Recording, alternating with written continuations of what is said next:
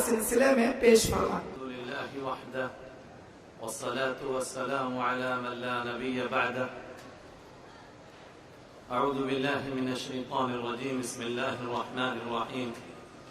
ربنا وابعث فیہم رسولا منہم یتلو علیہم آیاتک ویعلمہم الکتاب والحکمت ویزکیہم انک انت العزیز الحکیم۔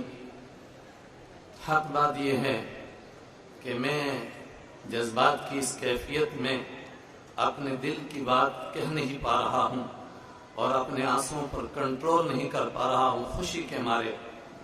میں نے سب سے پہلے مسابقے میں بھی شرکت کی اور آج 9ویں مسابقے میں حاضری دی۔ الحمدللہ ان مسابقات میں میں نے جو کچھ دیکھا اور اس کے نتیجے میں جو کچھ ہمارے ملک میں سامنے آیا، میں کہہ سکتا ہوں ہم اس خدمت کے لحاظ سے زمین پر تھے، ہمارے رب نے ہم کو آسمان پر پہنچا دیا۔ بہت مسابقے دیکھے تھے کرکٹ کے، بہت مسابقے دیکھے تھے دوسری واحیات کے۔ پروردگار کسی کو مرد از غیب می آید وقار می کند، کسی کو غیب کے خزانوں سے نکالتا ہے۔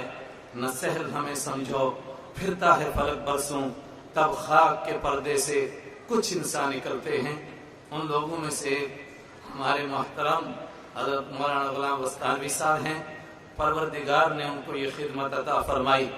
میں بہت مختصر لفظوں میں عرض کرتا ہوں، قرآن پاک کسی بات کو اگر دہراتا ہے اس کا مطلب یہ ہے کہ اللہ کے نزدیک اس بات کی بہت اہمیت ہے۔ ایک مضمون ہے جو مکمل طور پر قرآن پاک میں 4 جگہ دہرایا گیا، یہی مضمون جو میں نے عرض کیا، ربنا وابعث فیہم رسولا منہم۔ پھر یہی مضمون دوبارہ لقد من اللہ علی المؤمنین اذ بعث فیہم رسولا من انفسہم۔ پھر یہی مضمون تیسرے مقام پر هو الذی بعث فی الامیین رسولا منہم یتلو علیہم آیاتہ۔ آخر اس مضمون کو قرآن پاک بار بار کیوں دوہرا رہا ہے؟ اس لیے کہ منصب نبوت کے یہ 4 بڑے مناصب ہیں، یہ وہ 4 کام ہیں جو میرے اور آپ کے آقا حضرت رحمت عالم صلی اللہ علیہ وسلم کرنے کے لیے اس دنیا میں تشریف لائے۔ پہلا کام ہے تلاوت کتاب، دوسرا کام ہے تعلیم کتاب، تیسرا کام ہے تعلیم حکمت، اور چوتھا کام ہے تزکیہ نفوس۔ اور اللہ تعالیٰ کی نعمتوں میں اللہ کی کتاب سے بڑھ کر کے کوئی نعمت نہیں ہے۔ اللہ نے اپنے پیارے نبی صلی اللہ علیہ وسلم کو کن بلندیوں سے نوازا ہے، اس کے باوجود فرماتے ہیں ما کنت ترجو ان یلقی الیک الکتاب۔ میرے حبیب صلی اللہ علیہ وسلم، قرآن جیسی نعمت آپ کو ملے اور یہ کتاب آپ کو ملے، آپ کو بھی کبھی اس کا خیال نہیں تھا۔ آپ دنیا میں تشریف لائے، یہ آپ کے 4 بڑے کام تھے، اور امت میں جن کو وارثان نبوت میں کی لسٹ میں ہونے کا شرف نصیب ہوگا، ان کو اس وراثت میں جو حصہ ملے گا، اس کا مطلب ہے کہ ان کو ان 4 کاموں میں سے کوئی ایک کام ملے گا۔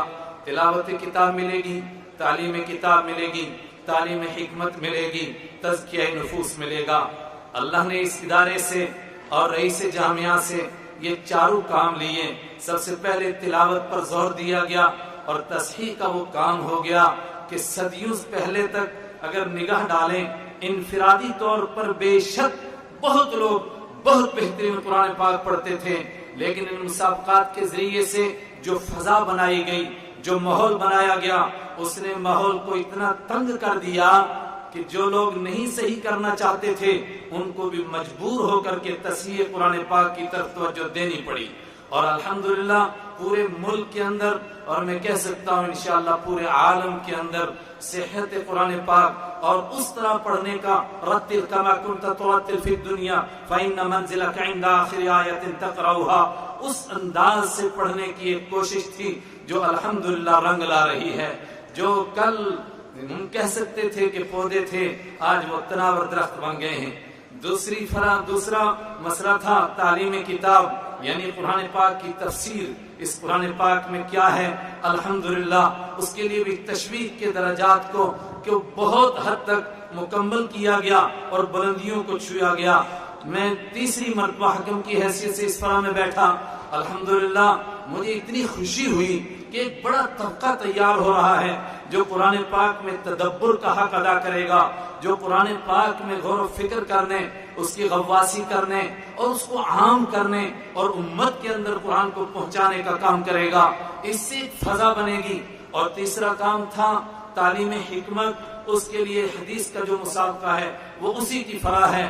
اور مجھے کہنے دیجئے، ضرور وستانوی صاحب کا اس طرف بھی ذہن گیا ہوگا کہ چوتھا کام تزکیہ نفوس رہا، اس کا بھی کوئی مسابقہ کرا دیا جائے، لیکن بدقسمتی یہ ہے کہ اس کا جج یہاں کوئی نہیں بن سکتا۔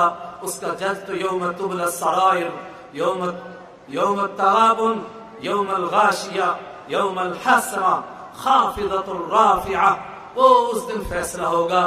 اور ان تینوں کے نتیجے میں انشاءاللہ ثم انشاءاللہ وہ جو اصل مطلوب ہے وہ بھی حاصل ہوگا۔ میں صرف 2 درخواست کے ساتھ اپنی بات ختم کرتا ہوں۔ ایک تو یہ کہ حضرت سے اللہ نے یہ کام لیا ہے، یہ سعادت بزور بازو نیست کوئی دوسرا نہیں حاصل کر سکتا ہے، یہ اللہ نے آپ کی قسمت میں رکھی ہے۔ میری درخواست ہے کہ تفسیر کی صدا کو ذرا بلند کیا جائے۔ وہ دن آئے کہ میں مرنے سے پہلے وہ دن دیکھوں کہ مکمل قرآن پاک کی تفسیر میں بھی ایک مسابقہ ہو رہا ہے۔ اسی طریقے سے حدیث کے اس مسابقے کو بھی ذرا وسعت دیجئے۔ میں ایک مختصر اپنا تجربہ عرض کرتا ہوں۔ ابھی صرف 1 مہینہ پہلے میں نے اپنے ادارے میں عرض کیا کہ جو آدمی حدیث کی ایک کتاب کو حفظ کرے گا میں اس کو اتنا انعام دوں گا۔ ہمارے اساتذہ میں بالکل نئے اور سب سے چھوٹے استاد 1 مہینے کے بعد کہنے لگے مسند امام احمد کا مجھے 1 جز پورا یاد ہو گیا ہے، آپ از اول تا آخر سن سکتے ہیں۔ اس کا مطلب ذرا نم ہو تو بڑی زرخیز ہے یہ مٹی ساقی، اس مٹی میں اللہ نے بہت کچھ صلاحیت رکھی ہے، کاش کہ کوئی نکھارنے والا آ جائے۔ آپ ہی نکھار سکتے ہیں، مجھے نہیں کسی اور سے اس طرح اللہ کرنا چاہے جس سے کام لے، لیکن لگتا ہے کہ اللہ نے آپ کی قسمت میں رکھا ہے، اس لیے اس کو ذرا اور بلند کیجئے، اس کے تصور کو بلند کیجئے۔ اللہ اس ادارے کو تا قیامت آباد رکھے، اللہ اس کو تابندہ رکھے، سدا بہار دے۔